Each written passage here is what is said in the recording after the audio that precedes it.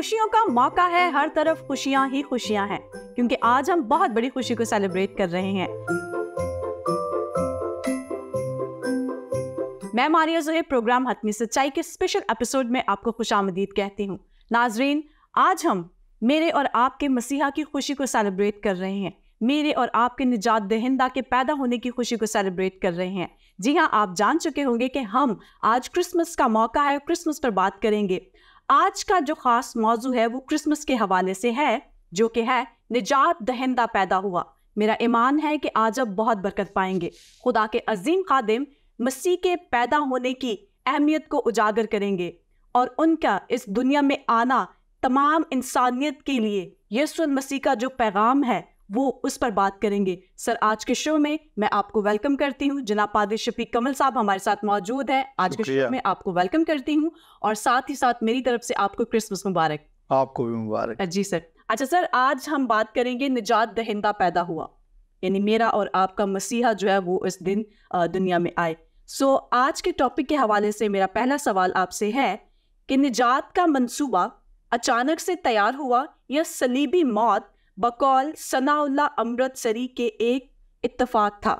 क्योंकि मसीह तख्त के लिए तहरीक चला रहे थे, एक बंद गली में दाखिल हो गए तो वहां एक ही ऑप्शन रह गई थी, मौत। इसको वजाहत कीजिए। शुक्रिया, बड़ा खूबसूरत सवाल है। मैं तो समझ रहा था कि आप पूछेंगे कि मजूसी कितने थे मसीह चरनी में था वगैरह वगैरह। बहरहाल आपने थियोलॉजिकल क्वेश्चन पूछ लिया तो ठीक है, ये भी ठीक है। और दूसरी अच्छी बात जो आपने ये की है कि आपने मेरे लिए आसान कर दिया।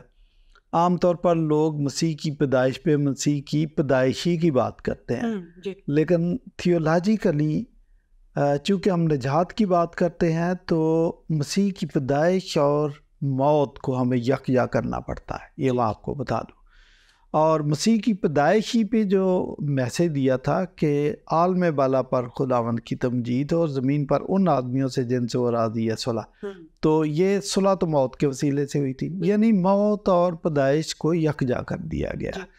तो हम इनको बयान भी इसी तरीके से करते हैं। तो ये बात ठीक है कि निजात दहिंदा पैदा हुआ तो हम निजात दहिंदा की वो जो मौत है उसका, क्योंकि वो कफ़ारे की मौत है, उसके वसीले से माफ़ी, गुनाहों की माफ़ी और निजात मिली है, तो सबका जिक्र होगा।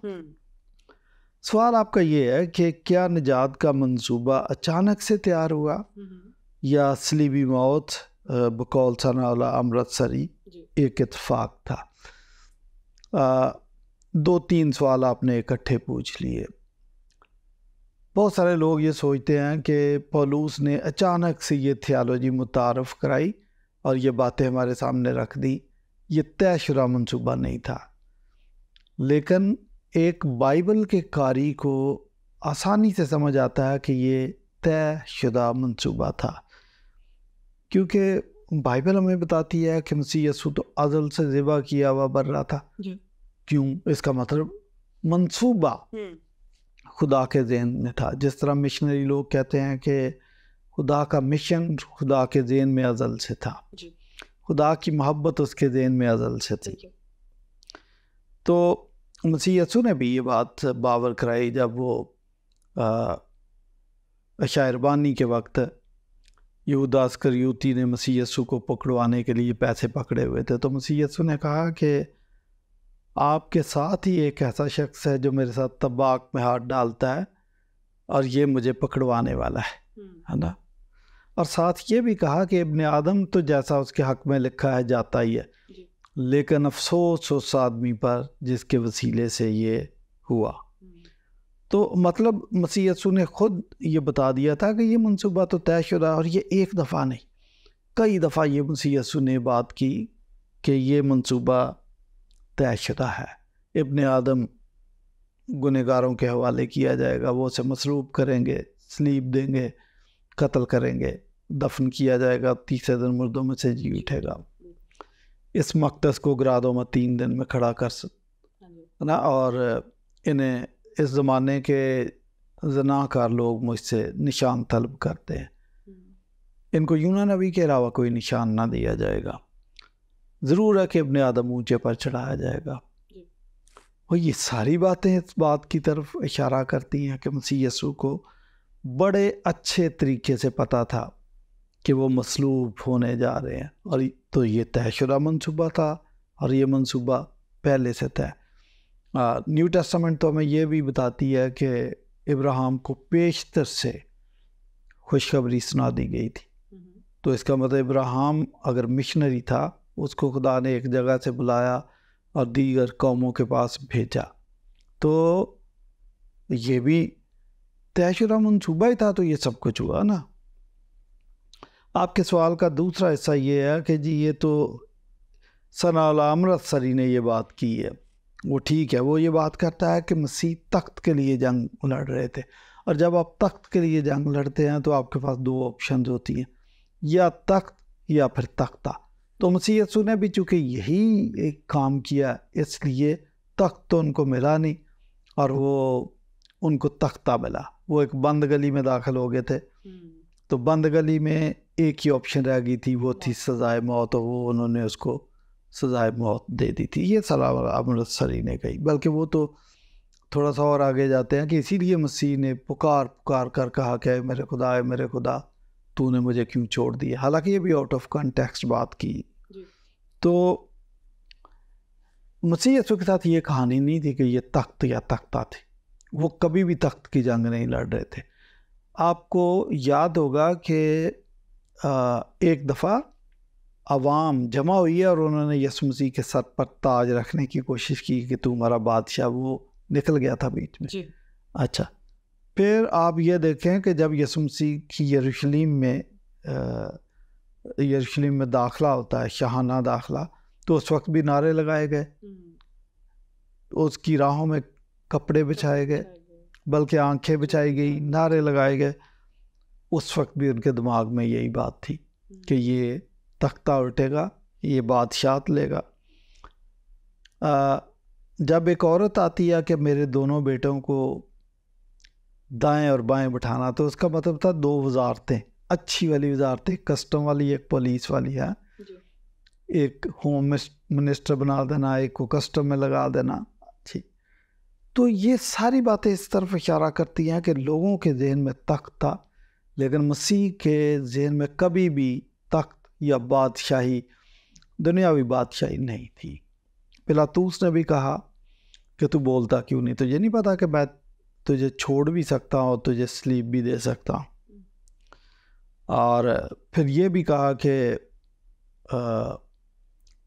तेरे पे इल्ज़ाम है कि तू यहूदियों का बादशाह। मसीह यीशु ने कहा मेरी बादशाही ऐसी नहीं, दुनियावी बादशाही मेरी है नहीं है, मैं तो दिलों पे हुकूमत करता हूँ। तो खुदा की बादशाहत के लिए वो रूहानी बादशाहत है कि लोग मुझे खुदावंद और बादशाह तस्लीम करें।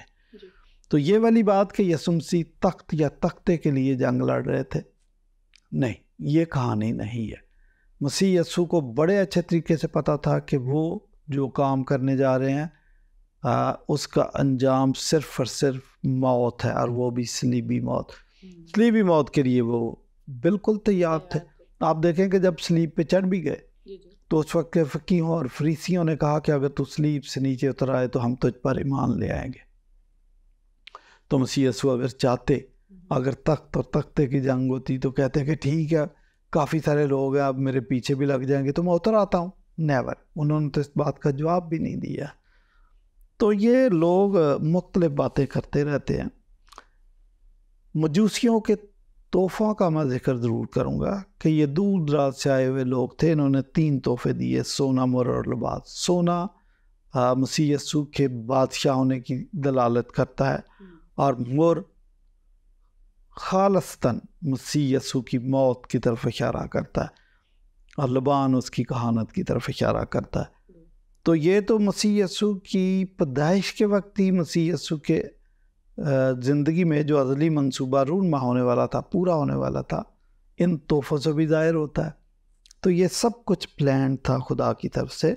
हत्ता के बुज़ुर्ग शमाउन ने जब मसीह यीशु को उनके बचपन में अपनी गोद में उठा के तो खुदा का शुक्र अदा किया था कि मैं तेरा शुक्र करता हूँ, अपने बंदे को सलामती से रुखसत कर, क्योंकि मैंने तेरी निजात देख ली है। तो आप जो कह रही हैं ना कि वो निजात दहिंदा पैदा हुआ, तो वो ठीक है, निजात दहिंदा पैदा हुआ था। शमा ने इस बात की तस्दीक कर दी, और ये एक बुजुर्ग आदमी था यहूदियों का। तो ये सारी बातें बताती हैं कि निजात दहिंदा जब पैदा हुआ तो ये एक तयशुदा मंसूबे के तहत था। वो जो लोग इल्ज़ाम लगाते हैं कि ये पॉलिसी इख्तरा है, ऐसा भी नहीं है, और ये मंसूबा अचानक से रूनमा हो गया, ऐसा भी नहीं है। जैसा खुदा ने सोचा था, जैसा खुदा चाहता था, जैसा लिखा हुआ था, वैसा ही हुआ। और आपने मसीह यीशु की ज़बान में भी सुना होगा कि जैसे लिखा है, ये तो कई दफ़ा उन्होंने ये बात की कि लिखा है, तो उसके मुताबिक ही हुआ। बहुत शुक्रिया सर आपका, बहुत ही खूबसूरती से आपने इसका आंसर दिया। मेरा अगला सवाल आपसे है कि चरवाहों को निशानी दी गई थी कि तुम एक बच्चे को कपड़े में लिपटा हुआ और चरनी में पड़ा हुआ पाओगे। तो बच्चे को तो नर्स अक्सर अगर हमें देती है तो वो कपड़े में लपेट कर ही देती है, कोई नंगा तो उसे सर्व नहीं करती है, नंगा हमें तो नहीं पकड़ा देती। तो ये कैसी निशानी थी, कौन सी निशानी थी जिसकी निशानदेही की गई थी? देखें, बाइबल में तो कई दफ़ा निशानियों का जिक्र है। हाँ जी।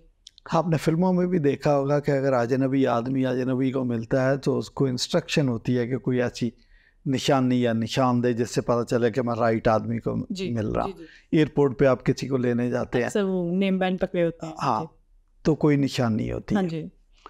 मैं पहले एक और निशानी आपको बता दूं कि मसीह यीशु ने शायरबानी चूँकि सीक्रेट कर रहे थे, उस वक्त मुखालफत ज़ोरों पर थी, तो जिसके घर में फसा तैयार की गई थी उसने ज़रूर रिक्वेस्ट की होगी कि मेरा नाम सीक्रेट रखना, ऐसा ना हो कि हुकूमत वक्त और यहूदी जो है मेरी मुखालफत करना शुरू कर दे।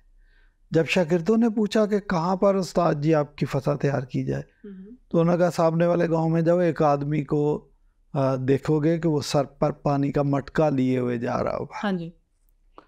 आप कहेंगे ये कैसी निशानी? ये भी एक निशानी थी। निशानी ये थी कि पुराने ज़मानों में ये जो पानी भर के लाना है, ये औरतों का काम था। सही। वो मोहम्मद बख्श कहता है ना कि परला कुड़िए लोए लोए पानी जो तुद पांडा परना। तो ये जो पानी भर के लाना है कुआं से, तो ये औरतें लेके आती थी, ये मर्दों का काम नहीं था। लेकिन अचानक से अगर एक मर्द पानी का मटका सर पे लेके जा रहा है तो ये वादे निशानी थी, पता चल जाएगा कि यही बंदा हो सकता है। उसके पीछे पीछे चले जाना और जहाँ वह जाए वहाँ कहना कि भाई मालिक ने मुझे भेजा है, तो बताओ फंसा का क्या, वो आपको सारी बात अगली समझा देगा। क्या खूबसूरत निशानी। ये भी निशानी, ये उससे भी ज़बरदस्त निशानी। आपने ठीक कहा कि ये कौन सी निशानी हुई कि कपड़े में लिपटा हुआ पाओगे। बच्चे तो पैदा होते ही उसको कपड़े में लपेट के ही दिखाते हैं। ये तो नहीं कि पैदा होता है तो नंगा ही दिखाना चाहिए, ये देखो जी हमारा बेटा हुआ, नंगा ही देख लो, नंगा ही किसी को। नो नो, अस्पताल के अंदर भी नर्सेज उसको कपड़े में लपेट के देते हैं। लेकिन मैं अब आपको बताऊं कि ये वाकई निशानी थी मसीह यीशु की पैदाइश की। पुराने ज़मानों में लोग अकेले सफ़र नहीं करते थे। ये जो मौजूदा सड़कें मोटरवेज आपको नज़र आ रहे हैं, ओल्ड पुराने ज़मानों में ये इस किस्म की सड़कें नहीं हुआ करती थी। तो लोग अकेले सफ़र भी नहीं करते थे, रास्ते में डाकू लूट लेते थे, कारवान की सूरत में जाते थे। मतलब 5 आदमी, 10 आदमी, 3 आदमी, अकेला बंदा नहीं सफ़र करता था। मेडिकल साइंस इतनी तरक्की याफ्ता नहीं थी। बस औक़ात ऐसा होता है कि किसी को अगर डाइसेंट्री भी लग गई है और इतने ज़्यादा मोशन आया तो उसी से भी डेथ हो सकती थी। बच्चे की सूरत में तो बहुत चांस होते थे। जी जी। या और कोई बीमारी ऐसी होगी, हार्ट अटैक आ गया तो डेथ हो जाती थी। तो ये क्या करते थे, एक वाइट चादर कपड़ा तय करके साथ रखे थे, इसको स्वेडलिंग क्लॉथ कहते थे, ये साथ रखते थे। मरियम और यूसुफ के पास जो कपड़ा था दैट वाज स्वेडलिंग क्लॉथ। तो ये जब मसीह की पैदाइश हुई है तो उनके पास और कोई कपड़ा नहीं था, रहने के लिए कोई जगह नहीं थी। उसको रखा, सराय में रखा, और उसको कहाँ पे रखा, चरनी में रखा, जो जानवरों के खाना खाने की जगह थी। और उसको कपड़े कौन से पहनाए गए, स्वेडलिंग क्लॉथ है, ये कफन के लिए कपड़ा होता था कि रास्ते में किसी की डेथ होगी तो उसी कपड़े में लपेट के कफन में उसको दफन कर देते थे। तो मसीह की पैदाइश के ऊपर ही वो फरिश्ते ने सही कहा था कि आलम वाला पर खुदावंद की तमजीद और ज़मीन पर उन आदमियों से जिनसे वो राज़ी है सुलह। तो मसीह की मौत की अलामतें हमें जगह जगह नज़र आती। तो ये भी एक अलामत थी कि ये आया ही मौत के लिए, और वो कफ़ारे की मौत है, ये निजात दहिंदा की मौत है, निजात के लिए ये मौत होगी, आदमियों के साथ सुलह के लिए ये मौत होगी। तो ये आपने कहा कि ये कैसी निशानी है, ये निशानी थी कि वो बर्रा ज़िबा होने के लिए आता है। इसीलिए यूहन्ना भी जब मसीह यीशु को दूर से आते देखता है तो कहता है कि देखो ये खुदा का बर्रा है जो इस जहान के गुनाह उठा ले जाता है। फिर यूहन्ना 3:16 में लिखा है कि खुदा ने दुनिया से ऐसी मोहब्बत रखी कि उसने अपना इकलौता बेटा बख्श दिया ताकि जो कोई उस पर ईमान लाए हलाक ना हो बल्कि हमेशा की ज़िंदगी पाए। तो ये सारी बातें निशानियां हैं। आपने कहा ना कि ये कौन सी निशानी, अभी तो मसीह यीशु ने एक और बात कही थी, लेकिन हम चूँकि ज़्यादा निजात दहिंदा के पैदा होने की बात कर रहे हैं, वो भी इस ज़माने के बुरे और ज़नाकार लोग निशान तलब करते हैं, वो भी बड़ा खूबसूरत निशान है। लेकिन अभी तो आपके सवाल का जवाब मिल गया कि चरवाहों को जो निशानी दी गई थी कपड़े वाली, ये कौन सी निशानी थी, वो मैंने बता दिया आपको। चल, बहुत शुक्रिया सर आपका, थैंक यू सो मच। अगला सवाल मैं आपसे करना चाहती हूँ, अगर मसीह निजात दहिंदा थे तो यहूदियों ने मुखालफत क्यों की? उन्हें तो मसीह यीशु का वालिहाना इस्तकबाल करना चाहिए था। ये आपका सवाल बड़ा ज़बरदस्त है, वैलिड सवाल है, लेकिन मैं आपको बताऊं कि उन्होंने वालिहाना ही इस्तकबाल किया था। जब यरूशलेम में दाखिला हुआ तो उस वक्त तो वालिहाना ही किया था। ये अलग बात है कि 3 दिन के बाद, 2-3 दिन के बाद उनके नज़रियात बदल गए थे।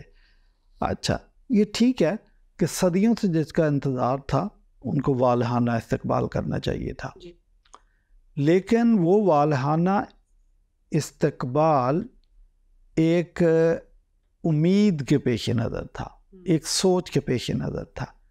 यहूदी ये सोचते थे कि ये जब निजात दहिंदा आएगा तो ये हमें आज़ादी देगा। सही।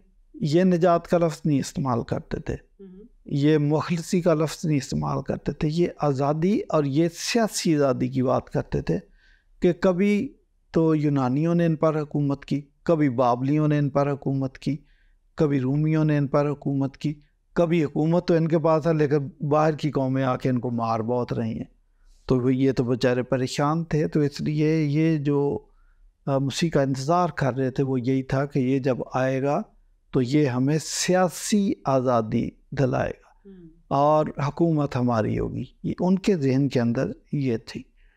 तो इसलिए वालिहाना इस्तकबाल इसलिए नहीं किया।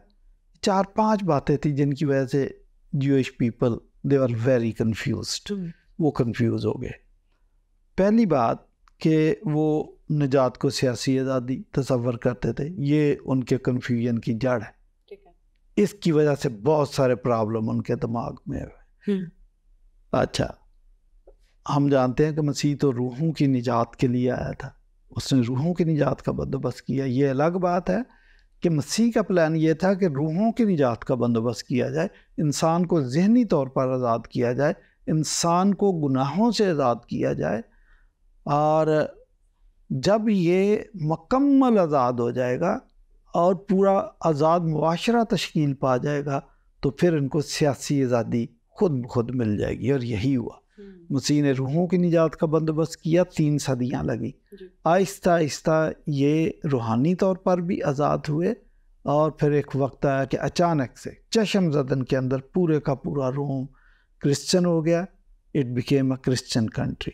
तो वो सियासी आज़ादी भी इनको मिल गई, और ना सिर्फ वहाँ पे, आहिस्ता आहिस्ता पर कई मुल्कों में इनके पास सियासी आज़ादियाँ मौजूद थी।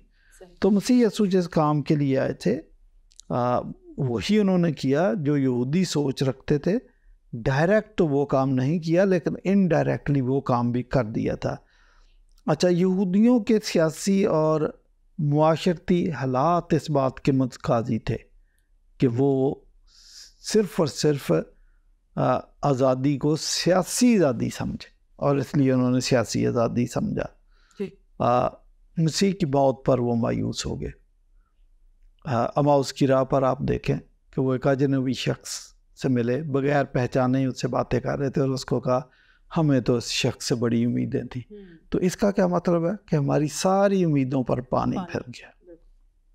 मसीह यीशु से जब इस्तफसार किया गया कि आप पर बादशाही का, हाँ, उनसे इस्तफसार किया गया कि हमें, अभी तो शायद आप जल्दी में थे, बादशाही नहीं दिला सके, तो दोबारा जब आएंगे आमदे सानी पर, उस वक्त तो वे बादशाही दिला दोगे ना, उस वक्त तो पक्की है ना।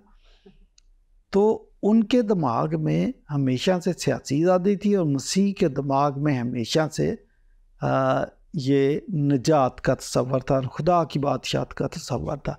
इसलिए इसके जवाब में भी मसीह यीशु ने इमाल 1:8 में यही बात कही कि जब रूह कुछ तुम पर नाज़िल होगा तो तुम जुर्रत और कुव्वत पाओगे, और फिर इसके बाद यरूशलेम और यहूदिया और सामरिया और ज़मीन की इंतहा तक मेरे गवाह होगे, यानी मेरी बादशाहत कायम हो जाएगी और ये बादशाहत कायम होगी।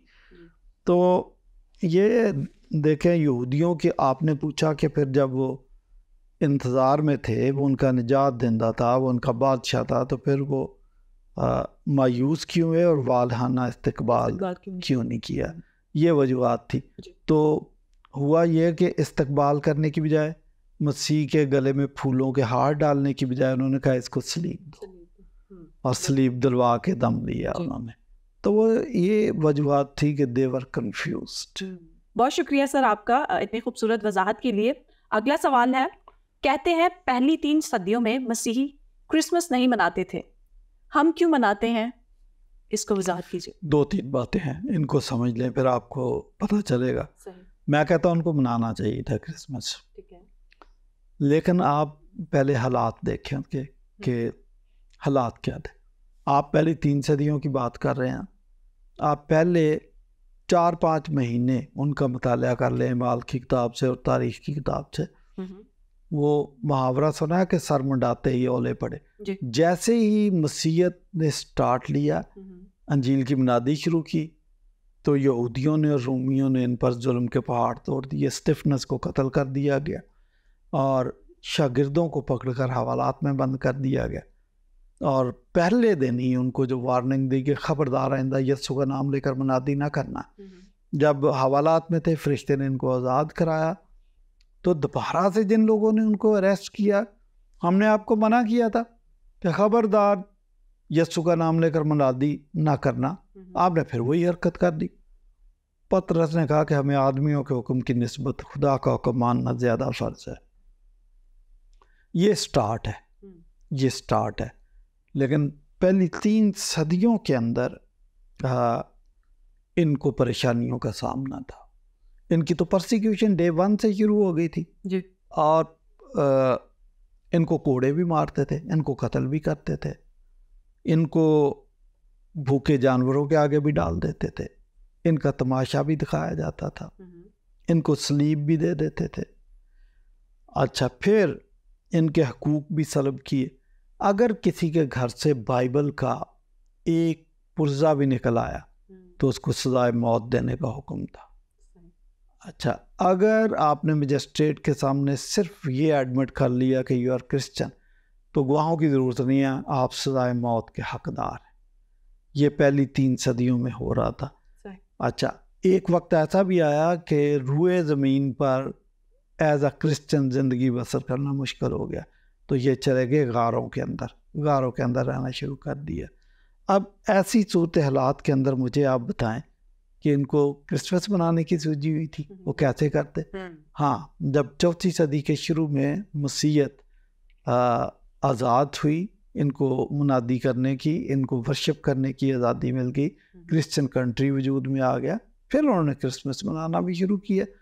और इससे पहले भी ऐसी मिसालें मिलती हैं कि कहीं ना कहीं उन्होंने क्रिसमस मनाया। दूसरी बात कि उस वक्त एक और रीज़न भी थी कि बाइबल में 2 जगह सालगिरह मनाने का, ये जो क्रिसमस मनाते हैं मसीह की सालगिरह एक तरीके से खुशी का मौका, बाइबल में 2 मौक़ों पर सालगिरह का जिक्र है। फ़िरौन ने अपनी सालगिरह मनाई, तो उसने भी आपको पता कि एक शख्स को हैंग कर दिया था अपनी सालगिरह वाले दिन।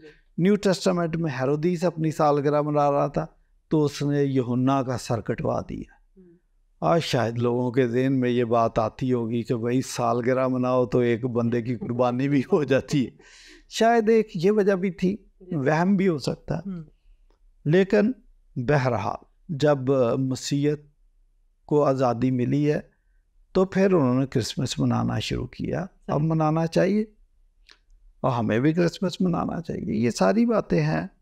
तो ये कहना कि जी पहली 3 सदियों में क्रिसमस मनाते नहीं, तो हमारे वो हालात नहीं है, हमें आज़ादी है, हमें मनाना चाहिए। सही, बहुत शुक्रिया सर इतना खूबसूरत आंसर के लिए। अगला सवाल मैं आपसे करना चाहती हूँ जो कि है, क्रिसमस मनाने का कहीं हुक्म है या नहीं?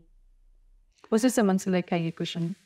ये 2-3 लोग हैं जो इस किस्म के, मुसलमान भी ये एतराज़ करते हैं आप पर, और क्या कहते हैं, मसीहानिक भी ये एतराज़ करते हैं, और यहोवा विटनेस भी, कि जी कहीं हुक्म नहीं है। बात यह है कि फरिश्ते ने जो पैगाम दिया था चरवाहों को कि मैं तुम्हें एक बड़ी खुशी की बिशारत देता हूँ, तो ये खुशी की बिशारत है। अगली बिशारत उसने मसीह यसू की कि दाऊद के शहर में आज तुम्हारे लिए एक मुनज्जी पैदा हुआ आज के दिन। तो अगर मुनज्जी पैदा हुआ जिसने हमारी निजात का बंदोबस्त किया, तो बड़ी खुशी की बिशारत फरिश्ते के अल्फाज में, फरिश्तों ने इस पे कैरल भी गाई। तो अगर फरिश्ते कैरल गा रहे हैं और आपको कहा गया कि ये खुशी की बिशारत है, तो फिर हमें कौन रोक सकता है? हमें खुशी मनानी चाहिए। बिल्कुल। नाजरीन, यकीनन आज के सारे प्रोग्राम से आपने बरकत पाई होगी, मैंने तो बहुत पाई है, और यकीनन आपको आज का ये सारा प्रोग्राम बहुत पसंद आया होगा। अपनी कीमती आरा से हमें ज़रूर आगाह कीजिएगा। आपको आज का ये सारा प्रोग्राम कैसा लगा ज़रूर बताइएगा। केक कटिंग करेंगे हम, बर्थडे सेलिब्रेशन केक कट किए बगैर अधूरी है। सो हमारे पास केक मौजूद है, हम इस बर्थडे सेलिब्रेशन को आपके साथ सेलिब्रेट करेंगे। सर,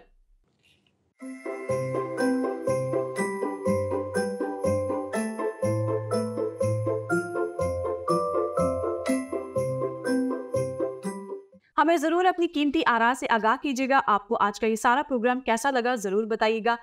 जाते जाते वही एक बात, सच्चाई को खोजें, सच्चाई को जानें। सच्चाई अगर समझ आ जाए तो उसे कबूल करने का हौसला पाएं। मुझे और हमारे मेहमान स्पीकर जनाब पादरी शफीक कंवल को इजाज़त दीजिए, फिर आपसे मुलाकात होगी। जाने से पहले आपको मेरी और मेरी पूरी टीम की तरफ से क्रिसमस की ढेरों खुशियाँ मुबारक हो। खुदा हाफिज़।